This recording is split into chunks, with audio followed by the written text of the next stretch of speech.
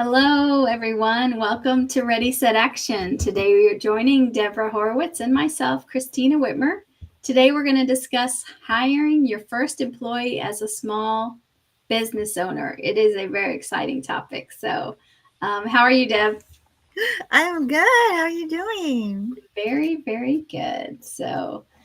This is This an exciting topic, right? I know, and it's very exciting to experience. It's very stressful to experience, and 3 months after, it can go a lot of different ways depending on how good of a job you did.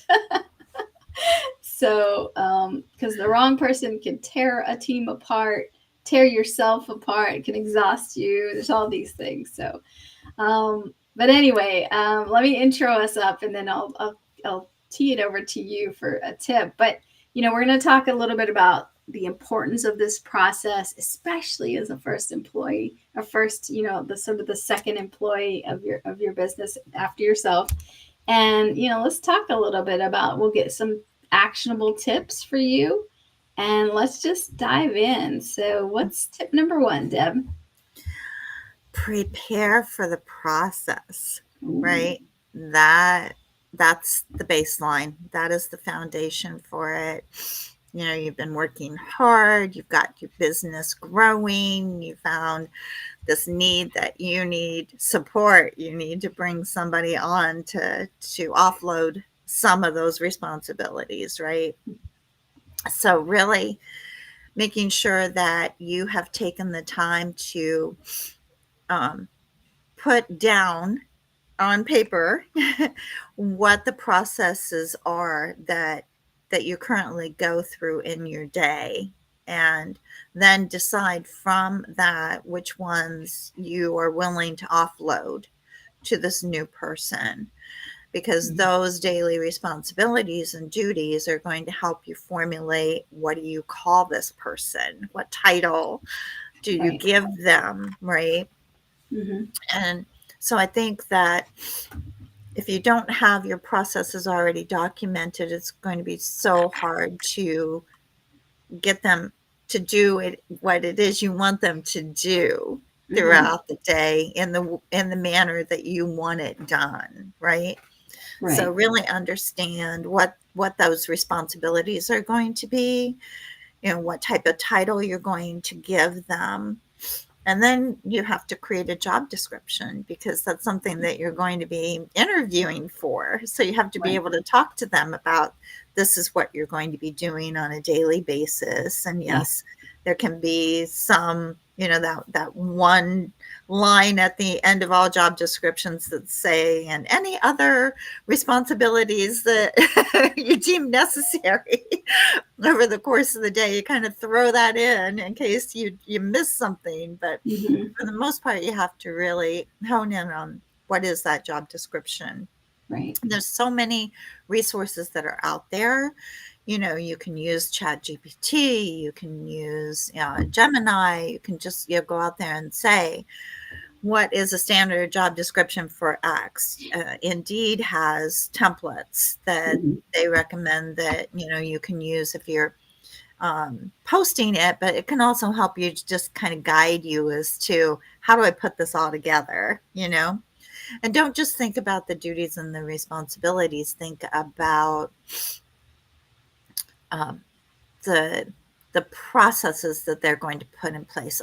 Is there critical thinking involved? Mm-hmm. Is there customer service involved, where they have to know how to communicate and have interpersonal skills? Or are they going to be, like in the back office, where they're Mm-hmm. just, a numbers crunching kind of person that's not really going to have a lot of interaction with staff or anybody else, right? You've got to really think through, what are the soft skills, as well as, what Yeah. else should they have had in their previous life that can really help you.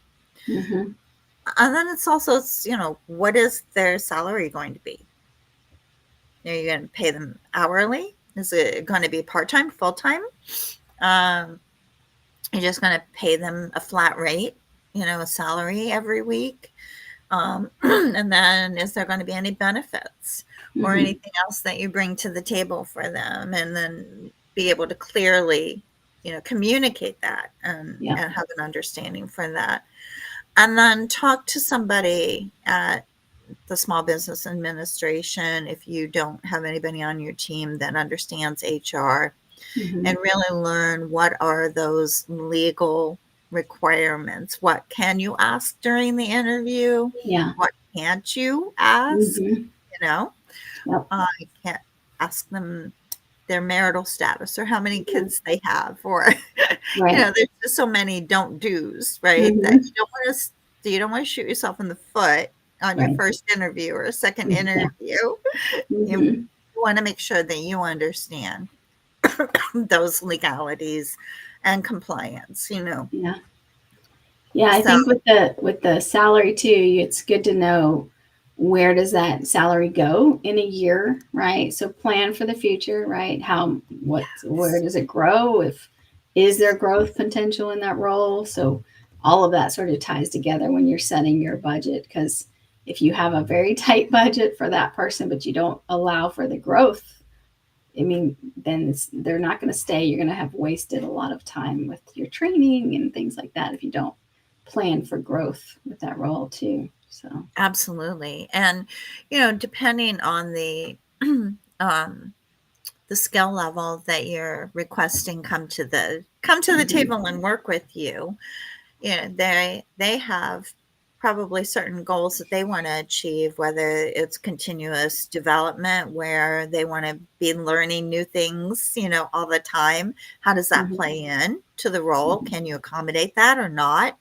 Yeah. If you just need them to do something repetitive for a long period of Mhm. time, you've got to really search for someone that is, wants that type of an Yeah. opportunity versus somebody that always wants new challenges every single day, something different. Mhm. You know, it really helps you to kind of narrow that down. Yeah. And you were talking about the job description. I think a lot of people don't spend enough time writing the job description. True. It's so important. I mean, you really should detail what a day, what a week looks like, really what the skills are, what you're offering, what your expectations are for responsibility and accountability. Like you really, like if it's a remote job, and like there's something about what type of environment do they need to set up for themselves in order to Yeah. succeed. Like, and you sometimes you learn this stuff over time, but it's important to really get as much detail in that job description, because it is much more exhausting to go through tons of applications that are just not. I mean, that's gonna happen maybe depending on the role anyway, Yeah. but if you really qualify that they need to have a designated room to work in, right? Like they need to have Right. a door, right? It sounds Yes. silly, Yeah. but if they're going to be on calls, they need to have a space that they can do calls where there is a door and it has a professional backdrop. Like you may Yeah. not think that you have to say those things, but in a hybrid remote work, you definitely don't control the environment. You must Yeah. state that in those moments and do it up front, right? So that way, if Right. someone's got 6 roommates and no whatever, then that's probably not going to work for you. But for other jobs, it might. Do you care if they work at midnight or noon, right? Right. Like, if you just care about the job, like all those, the job description, you should really think about what you need. I think that's a Yeah. big one. Yeah. And to that point too, hours, right? Mhm. If you have a bricks and mortar and you expect them to open that shop up Yeah. first thing in the morning, but the Hmm. hours are stated 9 to 5, Hmm. but you expect them in your mind to be there at 8:45 to have Hmm. everything ready to go at 9 o'clock. That Yeah. needs to be communicated to For that person. 100%. Right? Because, Because yeah, otherwise they'll be unlocking the door at 9 o'clock and not ready to yeah, go for the customers at 9 yes. o'clock. No, that's So a very good point. Be very specific about those expectations. Do not make assumptions, right? With that. Not only is it's not okay. And I have to say, sometimes the younger generations remind me of this kind of stuff. if you say I have to start work at 9, but you're thinking I need to be there at 8:45, well, why didn't you say so? Like you just don't make assumptions and respect this person with the communication. So, Yeah. yeah. Yeah. Absolutely. So, what do you have for us for tip number 2? So, tip number 2 is a little bit about the sort of the next stage, which is attracting and sourcing the talent. So, um, I will say that if you don't have any experience with recruiting or hiring or source all that stuff, you might consider getting some help with that process, especially depending how much you're spending on that person. If it's more of an entry level job, you might just have to accept the fact that there may be some trial and error in your process because, you know, people it's easy to get into a conversation and say start to interview someone and say I like this person. I like their style. I like how they work. And it starts to cloud your judgment on whether they can do the job. So, so you just have to know your limits and where your skill set are because the more you spend, the more you might need to figure out who can help me with this. But just, back to the basics of hiring a person, have your have some questions prepared, right? And try to not I would try, I would almost try to put the personal get to know someone maybe towards the end. Like whatever it takes for you. Maybe I'm speaking to myself, right? I can get very excited about someone that jazzes and things like that. But you know what I might need is someone who is uncomfortable talking but is going to finish the project, right? Which is could be my weakness, right? So if I love the entry, I love the questions, I love the startup, I like the conversation, I have curiosity for it, what I need is someone who's task oriented, wants to make sure the job finishes, but may hate this conversation, even that I'm having with them, right? So I need to appreciate what I need and sort of apply it and really step back my understanding of the emotional part. So don't get too distracted in that. Because and I will say as a single business partner person is at various times it's lonely, it's hard.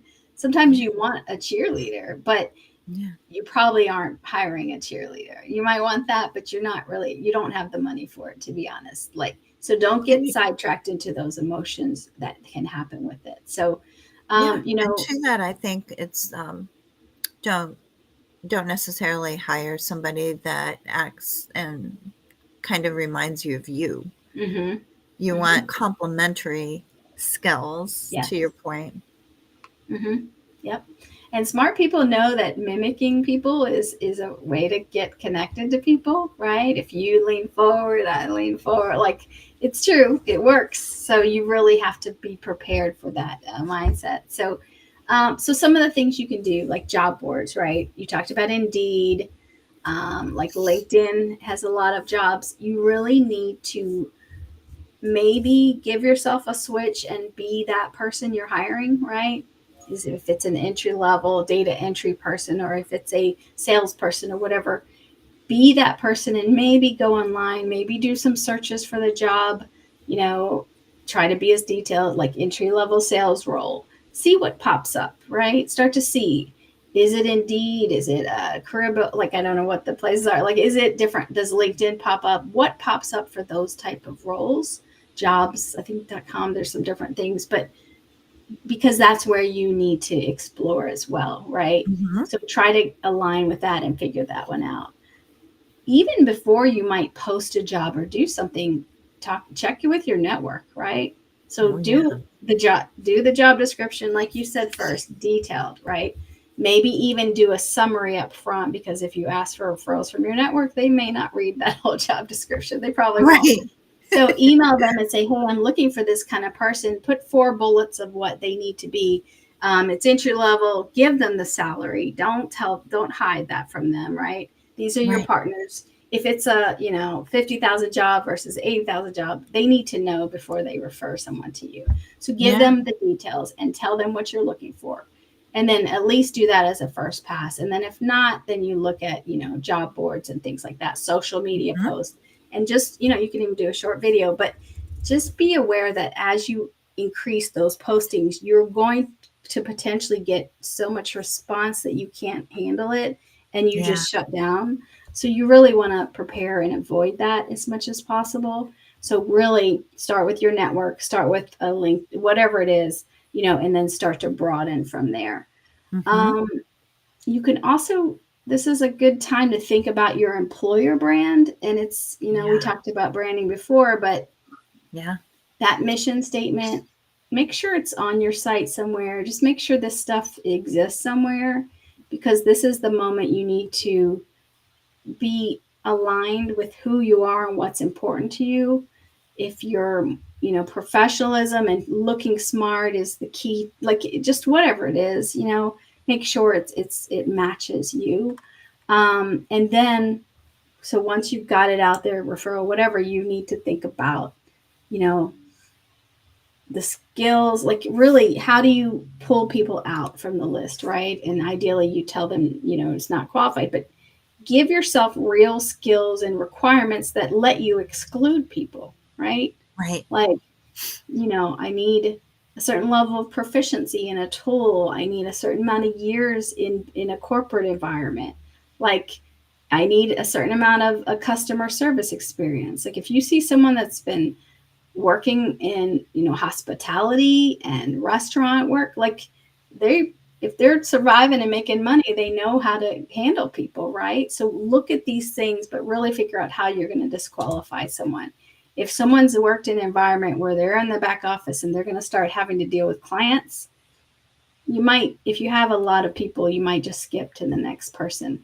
And just know that sometimes people want a job so bad they don't care if they're a fit. You're going to have to compensate for that a little bit. um, so job boards, social media platforms, start to figure out how you're going to excluding people. Leverage the network first, right? Your referral network. If there's a referral bonus, right, externally, just offer it, lay it out there. Trust me, if there's a couple $100 bonus and you don't have to do a lot of the work, Yeah. it's Yeah. huge. So For look at sure. your employer brand, and then think about the interviews. Is there an online assessment that you like that you want them to take as well? Maybe not at the first stage, maybe at the second stage. And just think about your process. And overall, just try to be respectful, a positive experience, and then go from there.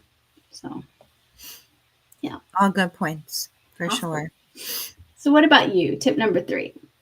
Tip number 3 goes to the onboarding and Okay. the retention of You the found the one, right? hire. We found the one.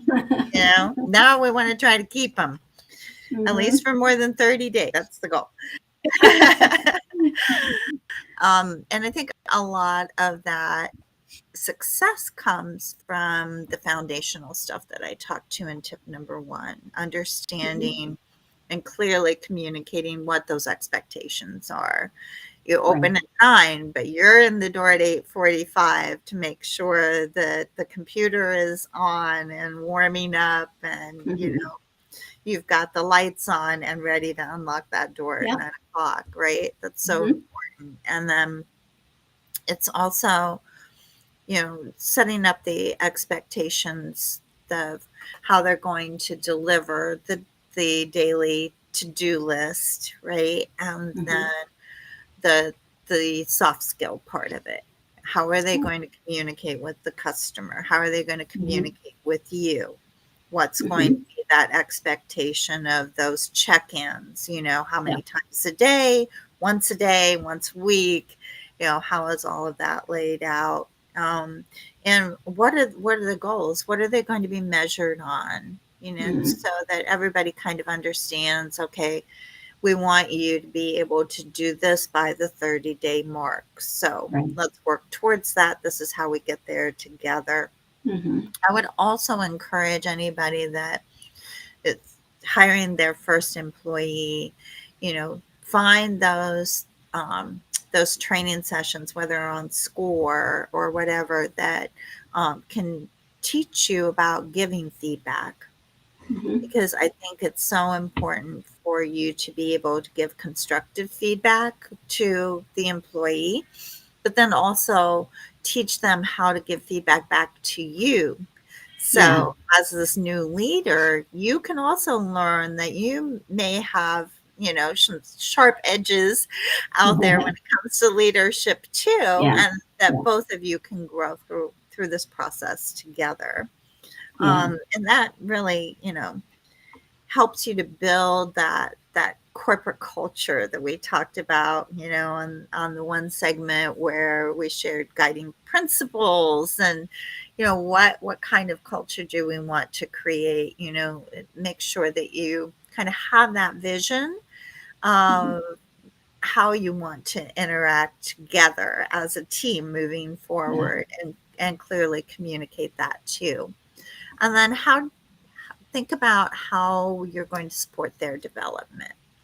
Are you going to give them access to online training, or let them take a course at the university or community college nearby? Or how do you really help them to grow in the role or future roles, right? Because a Mm-hmm. lot of times that first hire ends up Yeah. staying with that company for a long period of time and actually takes on new roles Yes. and new leadership as the company grows. So how do you help foster that? And Mm-hmm. have one mind set on the present and one mindset on the future, right? For sure. Yeah.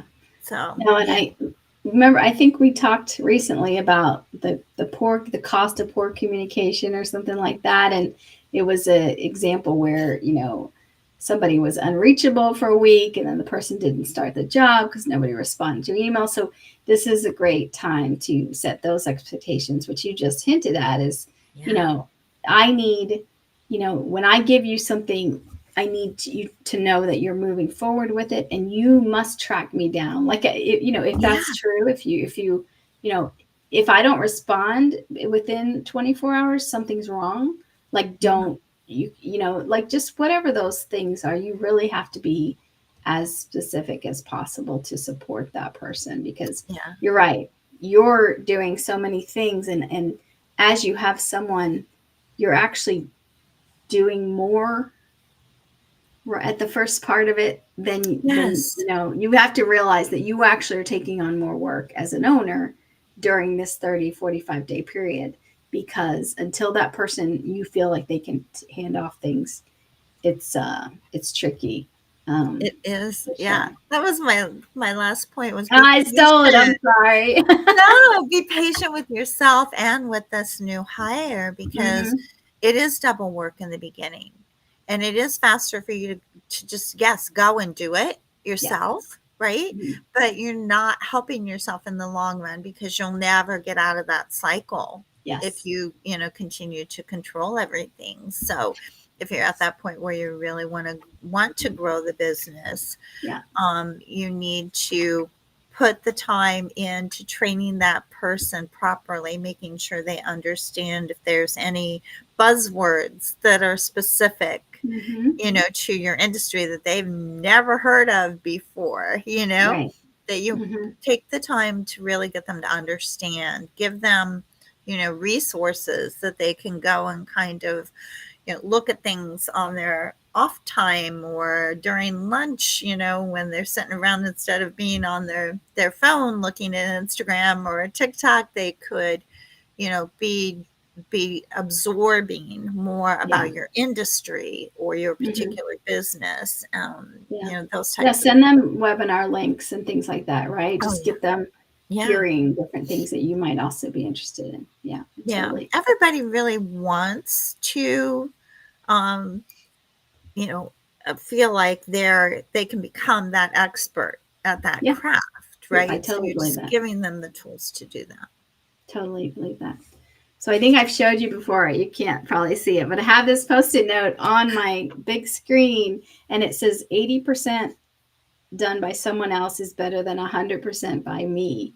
It's my reminder to stop, like, jumping in, like, because how else will someone learn, right? Unless they're actually doing it more than once. So I mean, it's here, like eventually it'll shift to something that I need to get through my head. But right now it's that, like, don't do things. And then the other thing I started doing recently, somebody, I learned this from somebody, but playbooks, right? How do we do things? So every time I do something that eventually someone else is going to do, I either record a video of me doing it, I put the steps down, and we have playbooks for all kinds of things. How to set up a new person here, how to post a blog, right? So we have these things that we started, like, do that. Then you can give that person something that they can look at and a video to rewatch over and over. Yeah. So you're building your own library, you're investing in this person, and hopefully they don't leave. But if they do, you've built stuff, tools for the next person. So you need to think about your own training type of resources, which you mentioned. So, Absolutely. Yeah. 100%. That's great advice. I love this one. I Makes me do want to hire too. somebody, but Yeah. maybe January, maybe January. So awesome. Anything else for tip 3? No, I think that's it. Okay. Well, cool. Well, um, we will post anything. I might have a playbook example or something I can put in the chat so we can see it. But that Yeah, that this would is be good. cool. So recapping the tips, we got prepare for the hiring process. You told us how to do that. Attract and source top talent. We talked about the processes and steps for doing that. And then onboarding and retaining. So we covered those 3 things. This was a great episode. I think can help a lot of people. So thank you all for joining us today. I hope that you had a great time. Hope you learned some things. Hope you'll join us next week for Ready, Set, Action with Debra Horowitz and Kristina Witmer. You can follow us on LinkedIn, YouTube, and Spotify, and we will see you next week. Bye now. Bye bye.